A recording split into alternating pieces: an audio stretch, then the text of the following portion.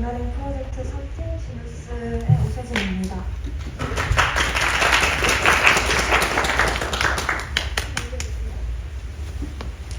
저희는 2개의 경진대회에 참여했고 순서대로 설명하고자 합니다.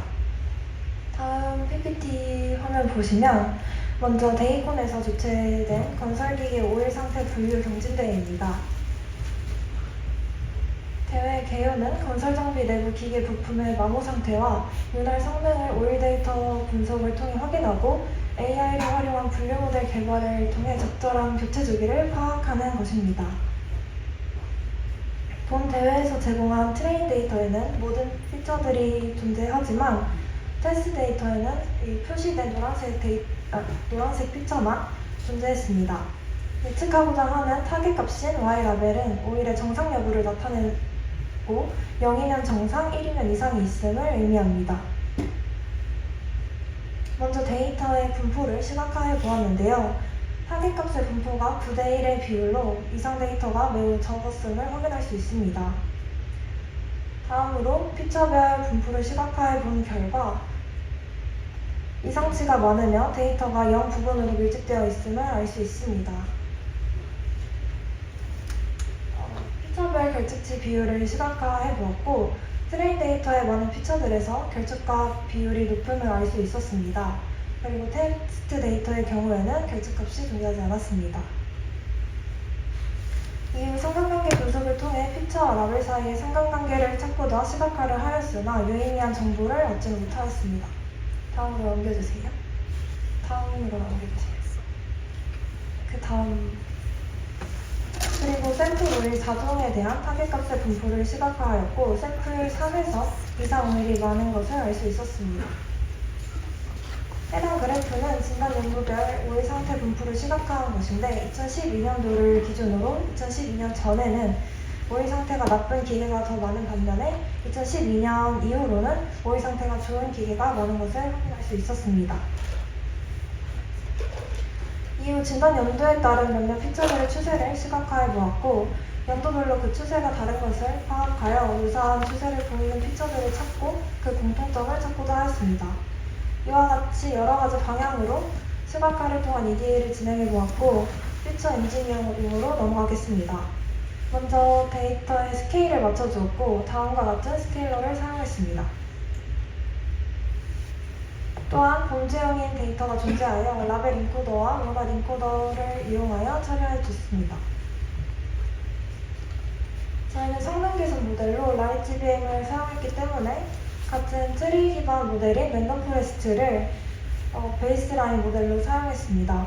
그리고 기본 모델의 다양한 스케일러와 인코더를 조합하여 성능을 테스트해 보았고 그리고 본 대회 평가 지표인 매크로 F1 스코어로 성능을 테스트했습니다. 데이터의 불균형 문제를 해결하기 위해 대표적인 오버스플링 기법인 스워트와 소수 클래스와 다수 클래스 중 소수 클래스의 분포를 더 크게 해주는 ENN과 토맥을 조합해 보았습니다. 앞서 소개한 방식으로 데이터 불균형 문제를 해결하고 그 다음 PPT 화면을 보시면 이 3가지 실험을 통해 성능을 테스트해 보았습니다. 먼저 샘플링 기법을 사용하지 않고 진행한 결과 제대로 된 예측을 하지 못하는 것으로 나타났습니다. 그래서 샘플링 기법을 통해 진행한 결과 어큐러시는 이전보다 낮아졌지만 F1 스코어는 두 방식 모두 향상되었고 더 좋은 성능을 보인 스모트 ENN을 사용하기로 결정했습니다. 다음으로 스케일러와 인코더를 조합하여 최적의 조합을 찾아보았습니다. 이런 과정을 거쳤고 그 다음 PPT를 보시면 이렇게 하였고 그 다음에 실험 결과를 보시면 라벨 인코더와 이상치에 제일 민감하지 않은 로버스트 스케일러의 조합이 F1 스코어가 가장 높았습니다. 이상치에 민감하지 않은 로버스트 스케일러가 가장 좋은 성능을 보였기 때문에 이상치를 제거한 후에 스케일러를 비교해 보았습니다. 이상치는 IQR 방식을 활용하여 제거하였고 제거 후에 성능이 더 좋아진 것을 볼 수 있습니다. 앞서 베이스라인 모델로 랜덤 포레스트를 사용하였는데 성능 개선을 위해 라이트GBM 모델로 변형하였습니다. 그 결과를 보면 정확도와 F1 스코어가 모두 향상된 걸 볼 수 있습니다. 최종적으로 제출한 결과는 퍼블릭 0.57 정도의 결과를 얻었습니다. 사용한 모델은 트리 기반의 기계학습으로 접근하여 성능 면에서 아쉬움이 있었습니다. 다음 PPT 화면을 보시면 그래서 본 대회의 트레인 데이터와 테스트 데이터가 다르기 때문에 지식 종료 방식인 티처 모델로 학습시키고 제한된 테스트 피처로 스튜던트 모델을 학습시키는 방법이 필요하다고 생각을 했습니다. 해당 코드는 저희가 사용한 티처 모델과 그리고 스튜던트 모델의 레이어입니다. 노울레지 디스틸레이션의 경우에는 따로 데이터의 불균형을 맞춰주지 않고 스레시홀드 값과 다른 파라미터들의 값을 조정하며 실험해 보았는데 이전 트리 기반 모델보다 성능이 향상되었습니다. 이 방식이 다소 생소하였지만 이처럼 트레인과 테스트의 피처의 수가 달라도 사용할 수 있다는 것을 확인할 수 있었습니다.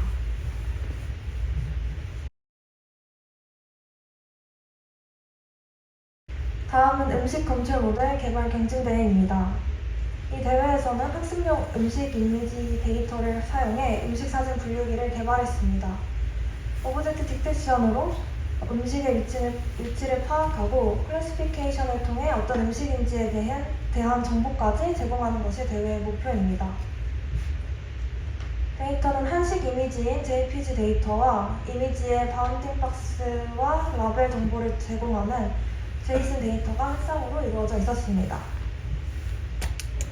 전처리 과정은 평균과 표준 편차를 이용해 정교화하는 과정만 진행해 주었습니다.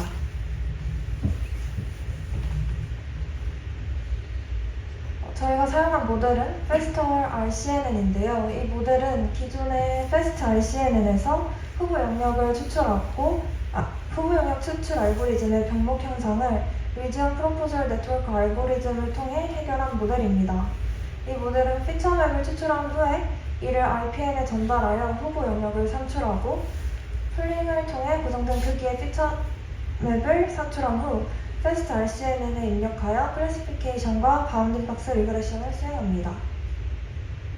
Fast RCNN의 핵심인 RPN은 다양한 크기의 앵커 박스를 사용하여 후보 영역을 검출하고 이에 대해 점수를 매겨 최적의 영역을 산출합니다. 아래 동작 과정은 시간 관계상 생략하겠습니다. 코드를 간략히 설명하면 코코 데이터 셋 형태로 데이터를 불러오고 노멀라이즈 한 후에 데이터 로더를 할당했습니다.